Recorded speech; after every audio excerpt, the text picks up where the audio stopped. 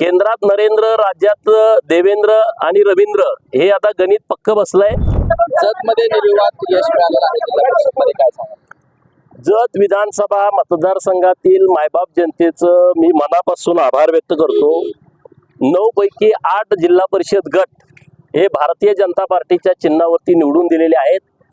राज्याचे मुख्यमंत्री देवाभाऊनी जो विकासाचा धडाका जत तालुक्यामध्ये लावलेला आहे त्यासाठी लोकांनी प्रचंड असं समर्थन हे भारतीय जनता पार्टीला दिलेलं आहे. याचं सर्व श्रेय आटपाडी तालुक्यातील मायबाप मतदार बंधू भगिनींना जातं आणि राज्याचे मुख्यमंत्री देवाभाऊ, प्रदेशाचे अध्यक्ष रवींद्र चव्हाण साहेब, जिल्ह्याचे पालकमंत्री चंद्रकांत दादा आणि देशाचे पंतप्रधान नरेंद्र मोदी साहेबांना जाते.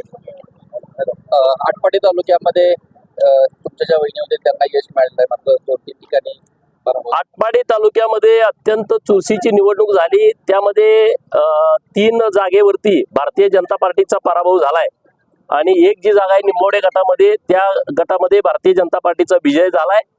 ज्या ठिकाणी आमचा पराभव झालाय त्या ठिकाणची सर्व जबाबदारी मी स्वतः इथलं लीडरशिप म्हणून मी घेतो आणि ज्या काही चुका झालेत त्या दुरुस्त करून आम्ही पुढं लोकांच्या मध्ये जाऊ, लोकांच्या कामामध्ये राहू. राज्यामधलं जिल्हा परिषद यश पाहता देवेंद्र आणि एकीकडे रवींद्र हे समीकरण पुन्हा यशस्वी झालं.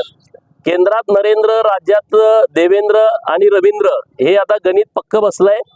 खरं तर अजितदादांचा दुर्दैवी निधन झाल्याच्या नंतर माननीय मुख्यमंत्री महोदयांनी कोणतीही सभा घ्यायची नाही असं ठरवलं.